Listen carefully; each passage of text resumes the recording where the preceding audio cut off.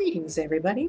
I am Agatha Varshenka, and as always, I am the crown of the downtrodden, and welcome back to the sanctuary.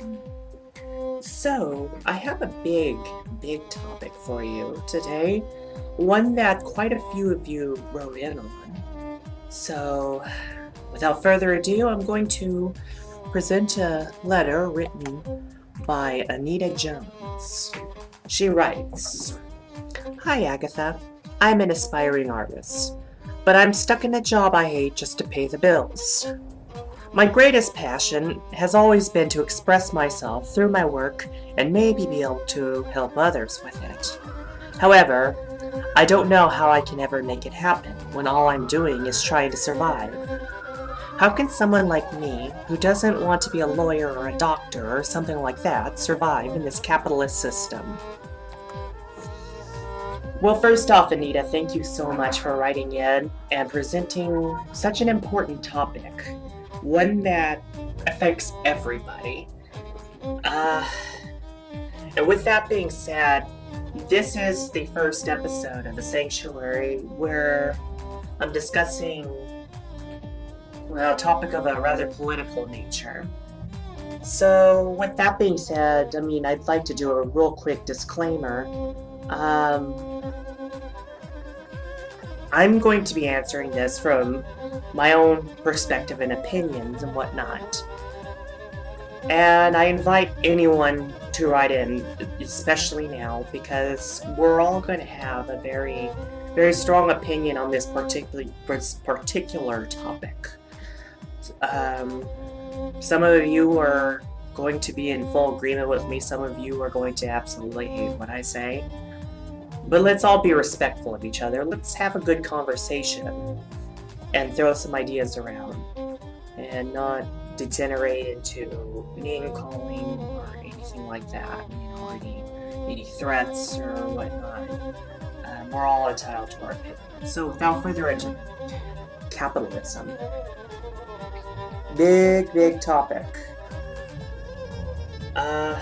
Capitalism, of course, was initially based on a theory of the government not being involved with economic affairs, and the idea that if you work hard enough, you can basically do what you want. You can create a business, you can buy your home, you can, you have financial freedom and whatnot, if you work hard.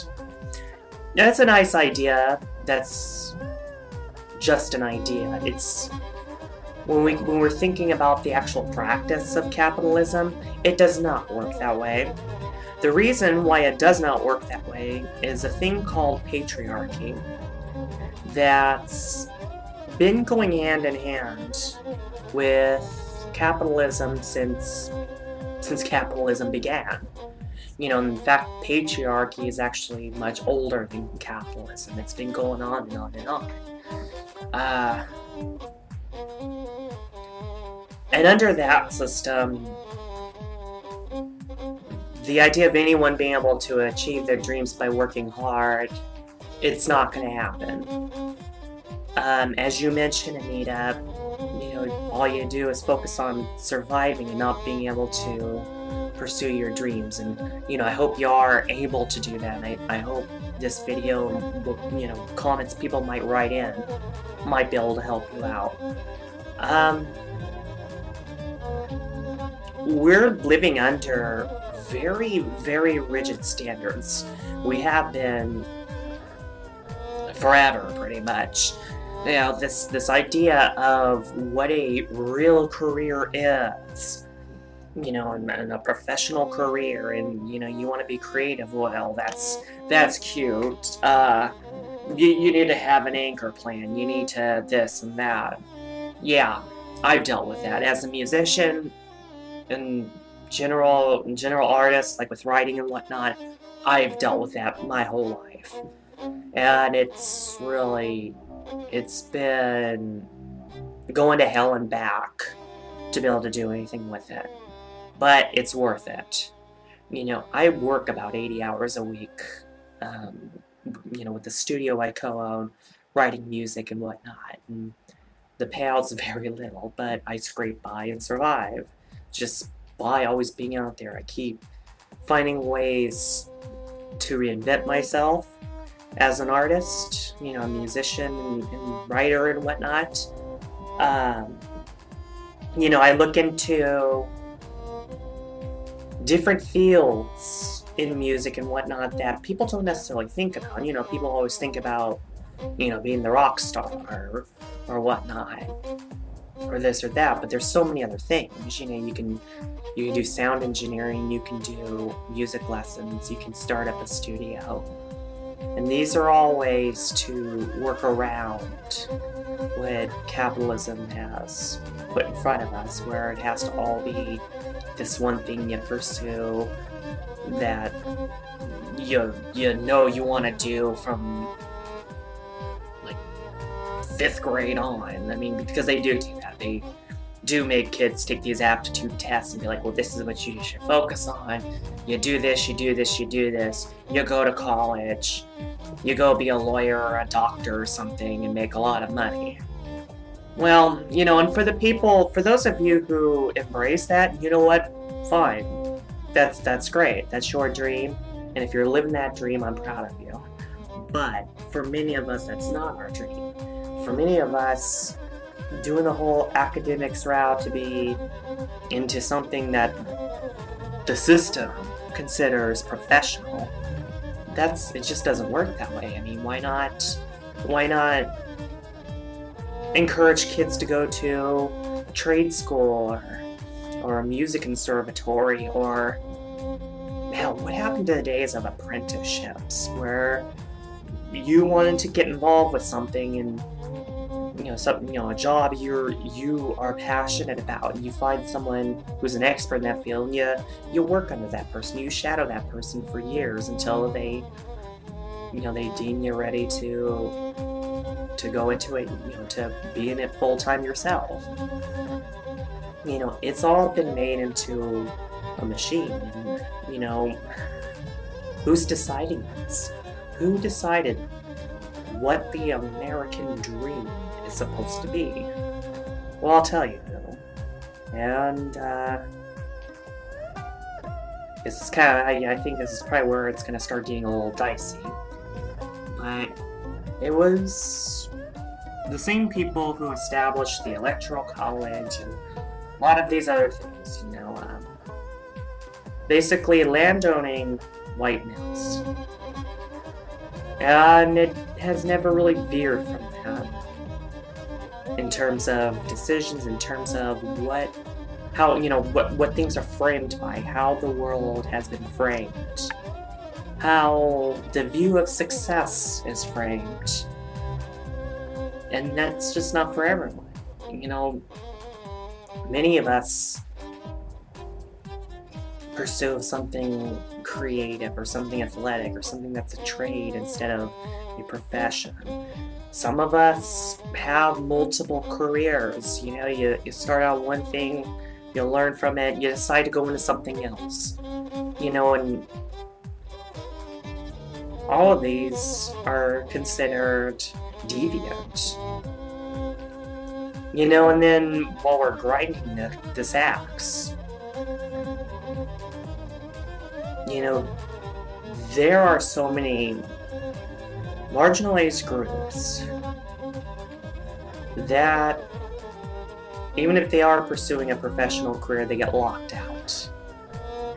Namely people of color, LGBTQ individuals, women.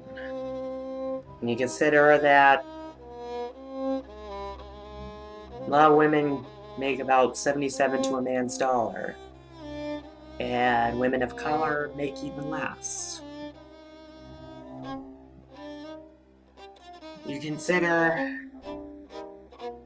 inner city schools are not given the same funding and the same resources as schools in the suburbs and more wealthy areas and whatnot.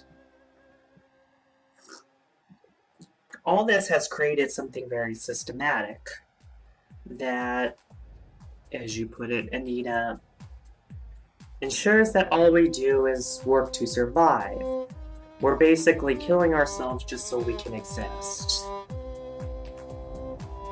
And this is why my advice: focus on living. It's gonna be hard. You'll probably have sleepless nights. You might end up being like me and having to do 80 hours a week to do what you love. And that's hard. That's much easier said than done. But it's not impossible. If it's something you're passionate about, fuck capitalism and whether or not the powers that be like it or not. If you're into it, do it. And if enough of us start doing that, if enough of us start just saying fuck it, fuck the professions, fuck college, fuck the whole American dream shit, because I know a lot of people don't buy into that. I mean, again, for those of you that do, I am not at all trying to criticize you or attacking you, but I am making the point, and building off of what Anita wrote in, that more than not, a lot of us are being locked out and being just discouraged. You know, feeling like we're drowning from this current system. So yeah, that can be your way of civil disobedience.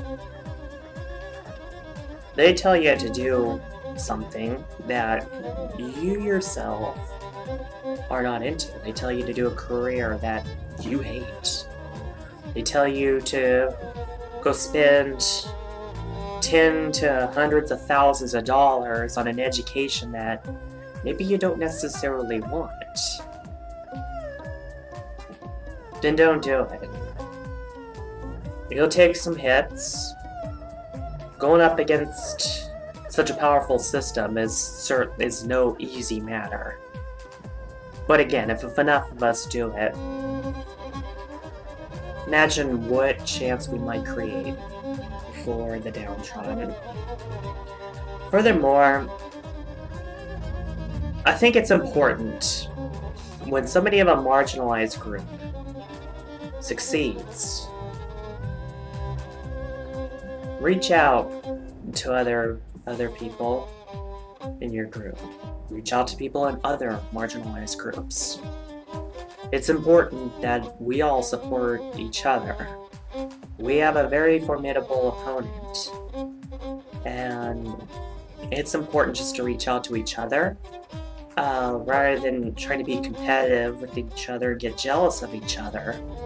Let's focus on who the real enemy is and work together.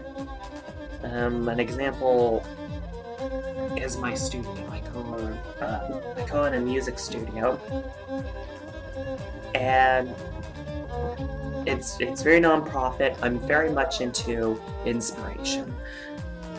Seeing people be inspired, especially people of marginalized demographics. I think it's important to see people rise up than any money that I could ever charge them. I want to see them go and spread their own power. Rise up. Don't let the system and surviving destroy your will. Make it happen. Even if you're tired, even if it feels hopeless, you'll have times where it's like, what the hell am I thinking? I've had those moments. But you keep going. I mean, if you do what you gotta do to survive, you do what you gotta do to survive. But don't get invested into it and don't stay in it. To quote, well, a quote that I used in last week's episode, get yourself to know what you want, work like a fucking machine till you get it. Good, I got it right this week. See, Emily, I'm not that big of a screw up. Just kidding. Anyways, yeah, so that's what I have to say about capitalism. I realize I'm really just scratching the surface. There's a lot to say about it that I'm trying to compact in a very, very small amount of time. So, please write in. Please continue this conversation. I know there's a lot that I missed. By all means, call my ass out on it. Write down in the comments below. Email me at agatha.varshenka@gmail.com. If you want me to continue on this topic, I most certainly can, because this is something very important. But please, let me know. Write in. If you want me to keep going, I will. If you want to talk about some of this stuff, cool. If you want to disagree with what I've just said, yeah. Add another dimension to this conversation by all means. Or if you want me to do another topic altogether, of course, as always, everyone's welcome to submit a topic like Anita has. So, yeah, just get involved. Get involved. Don't give up on yourself or your dreams. Quit surviving and start living. Anyways, I'm Agatha Varshenka. I will see you next week.